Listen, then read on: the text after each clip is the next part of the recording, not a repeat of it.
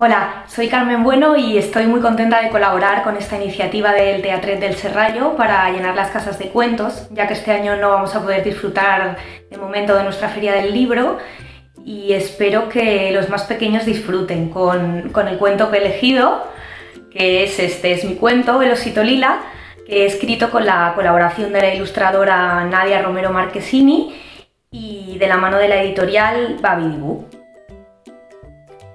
Este libro, aparte de entretener, también fue concebido con la idea de servir de herramienta para que padres y educadores puedan trabajar con los niños el tema de la resiliencia, que es esa capacidad que tenemos todas las personas de enfrentarnos a los problemas, resolverlos y salir reforzados de ellos.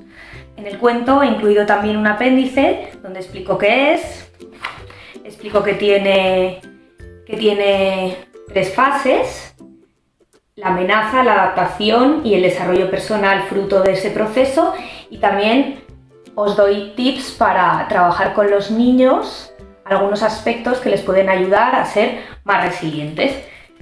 Yo creo que este cuento nos puede venir muy bien en estos días de confinamiento en el que niños y padres necesitamos ser resilientes, y además los psicólogos han dicho que los niños van a llevar las cosas, lo bien o lo mal, que lo llevemos los que vivimos con ellos. Así que yo os quiero proponer esta historia del osito lila, a ver qué pasa. Este es el osito lila. Nuestro osito vivía en las nubes, con otros ositos de colores, y allí se lo pasaba muy bien, era muy feliz.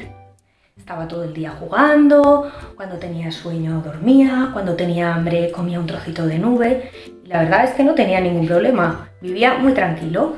Además tenía un montón de amigos, los osos de colores, y cuando llovía y hacía sol, ellos formaban un arco iris, se cogían de las manos y subían y bajaban por ese arco iris, pero nunca llegaban a salir de él y volvían a las nubes. Pero un día de primavera, el osito lila se despistó, se resbaló y se soltó de la mano del osito que iba con él. Se cayó y se cayó y se cayó y se cayó hasta el final del arco iris. ¿Y qué hay al final del arco iris? Hay un caldero de monedas de oro. Y el osito se cayó dentro y se hizo un buen chichón en la cabeza. Cuando se recuperó del golpe, sacó la cabeza del caldero, miró. Sus amigos no estaban, el arco iris no estaba. Estaba en medio de un bosque, tenía mucho miedo y se echó a llorar, porque estaba muy asustado, no sabía qué iba a hacer, él no sabía hacer nada. Tanto lloraba que los ositos pardos que vivían en el bosque se acercaron a él y uno de ellos le dijo: «Deja de llorar, nosotros te vamos a ayudar». Y los ositos pardos le enseñaron a hacer todo lo que hacen los osos en el bosque para sobrevivir. Le enseñaron a pescar salmones, que para ellos era muy fácil, pero que al osito lila le costó muchos intentos, hasta que por fin pescó a un pez. También le enseñaron a subirse a los árboles para encontrar miel, le enseñaron a encontrar setas, a distinguir las bayas venenosas de las que se podían comer. Y pasó el verano, pasó el otoño, y empezó a hacer mucho frío y empezó a nevar.